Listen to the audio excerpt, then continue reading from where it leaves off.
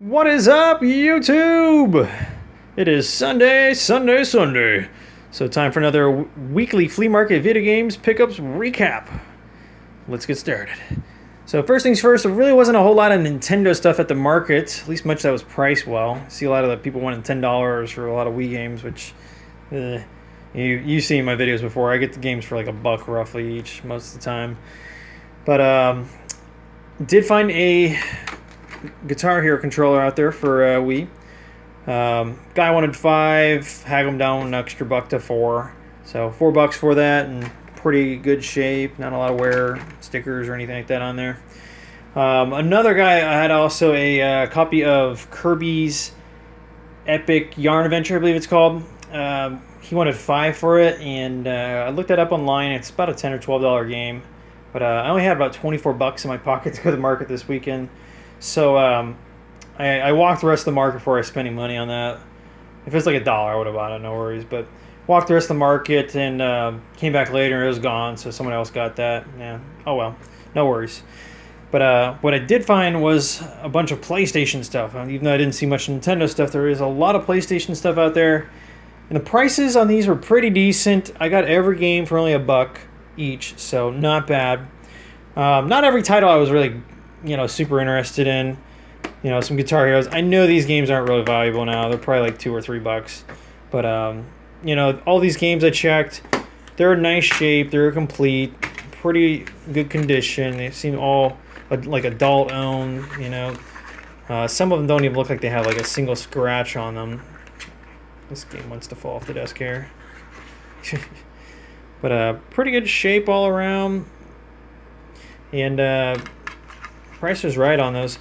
She actually gave me a deal too, and I feel kind of bad because I thought I had 6 games, but apparently I grabbed 7. And I was like, "Wait, do you 6 or 5?" And she's like, "Yeah, I'll do that."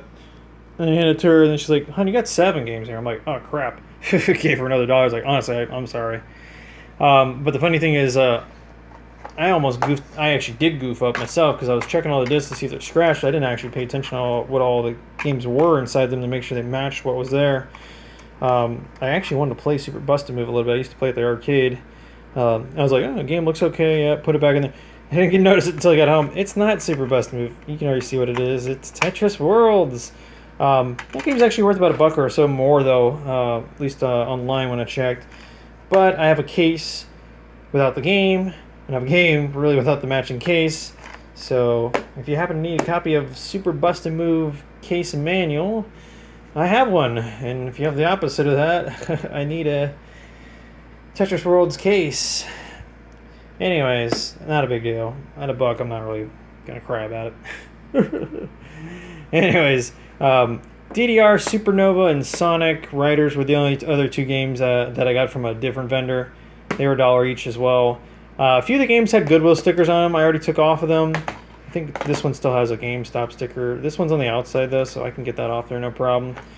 Unfortunately, the Metal Arms game here, it's underneath the plastic cover. It's actually on the cover art inside. I don't know why they did that, but that's not going to come off without ripping up the label at this point after being on there for years and years. So there it stays. Thanks, GameStop.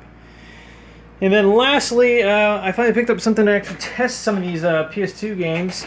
And I believe I will actually still play the PlayStation 1 games as well.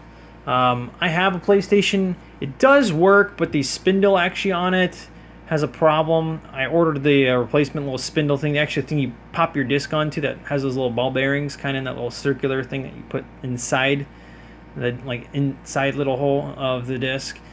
One of those is cracked, so it actually doesn't hold on real well. So sometimes the disc actually has a little bit of wobble, and it causes it to not always read the game. So I can't tell if some of the games are too scratched or if it's just the PlayStation. The trick apparently on that is if you run it upside down, it works fine. But the opposite way with gravity working against it, it does a little bit of wobbling. Anyways, getting off topic here, but I finally do have a PlayStation 2 to test games with. I got it from a vendor I've been buying stuff from forever from my family. I got all my games from him as a kid. But I only had $11 in my pocket when I found it, and he wanted 15 last week and asked if what he wanted this week, same amount. So I was like, I only got 11. When you do 11, he's like, yeah. Hand him the money. He's like, but you got to pay me the 4 next week. I was like, He already had my money, so it's like done deal at that point, pretty much. So, anyways, and I asked him if he had the cords for it. He said, yeah, but they're buried somewhere in some of these bins.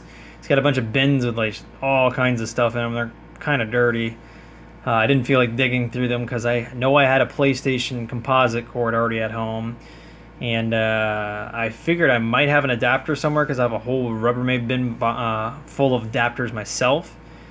I dug through that. I did find one that was 8.4 volts, but unfortunately it had a different plug on it. I found one with the right plug. I didn't feel like hacking the two and putting them together. I mean, I could do that, but